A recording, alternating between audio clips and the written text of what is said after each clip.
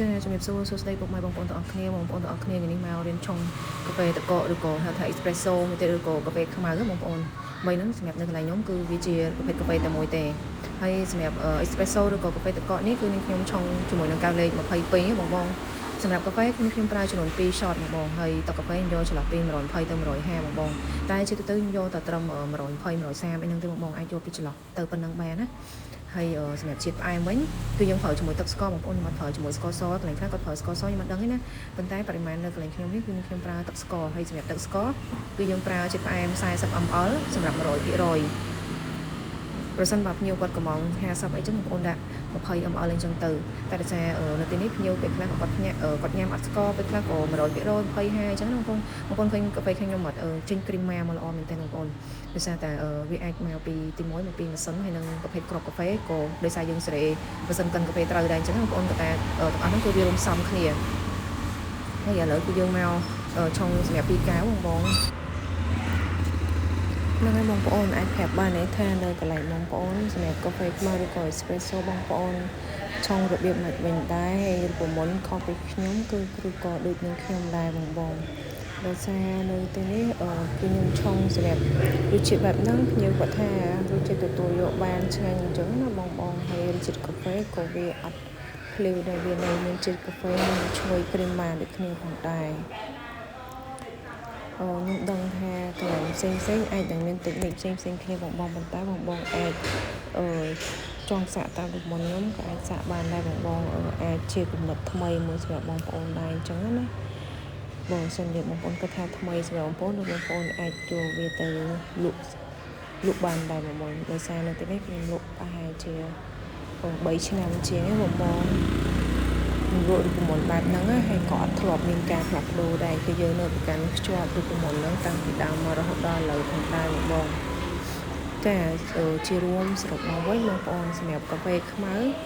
ឬក៏ espresso នេះគឺខ្ញុំប្រើកាហ្វេចំនួន2 shot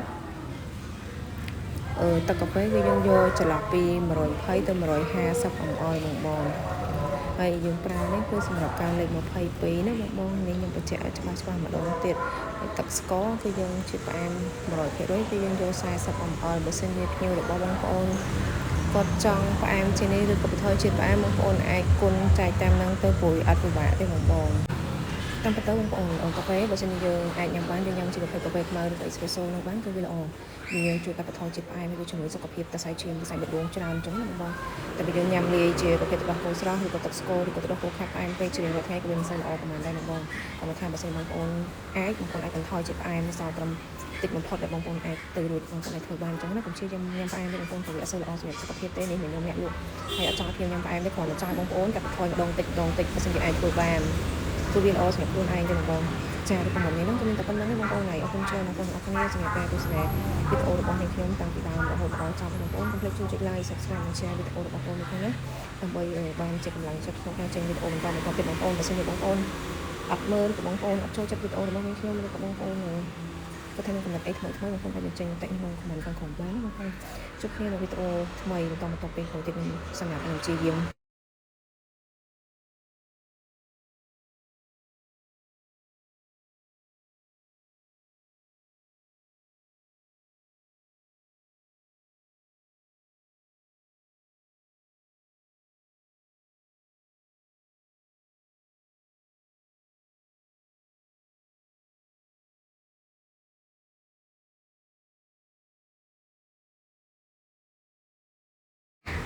ចេញវីដេអូនឹងចែករំលែកវីដេអូដែលតាក់ទងជាមួយនឹងការលក់ដូរប្រចាំថ្ងៃរបស់ខ្ញុំបងប្អូនខ្ញុំចែកនេះគឺអត់លាក់លឿនបងប្អូនអ្វីដែលខ្ញុំលក់ឲ្យខ្ញុំមិនគឺខ្ញុំប្រាប់បងប្អូនចឹងគាត់ថាបងប្អូនទៅអាចធ្វើខុសគ្នាមិនខ្ញុំមិនដឹងទេណាឬក៏អាចមកពីពេលឬក៏មកពីម៉ាស៊ីនយើងមិនឬក៏តិចនៃការឆុងរបស់យើងគឺមិនខ្ញុំក៏អត់ច្បាស់បងប្អូនទេតែបងប្អូនមានគាត់ជាការចែក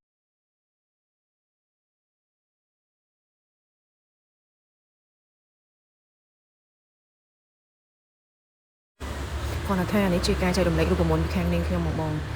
វាអាចថាបងប្អូនឆុងតិចនិចបងប្អូនតែប្រមុនបងប្អូនអាចយកតាមខ្ញុំទៅបើសិនបងប្អូនទទួលយកបានបងប្អូនអាចដាក់លក់បានចឹងទៅបងចាំមានតែប៉ុណ្្នឹងបងប្អូនអរគុណជួបគ្នាវីដេអូក្រោយសូមឲ្យបងប្អូនទាំងអស់គ្នាទទួលទានបានគ្រប់ក្រុមគ្រួសារជួបតែសុខភាពមង្គលគ្រប់គ្នាផងណាបងបាយបាយ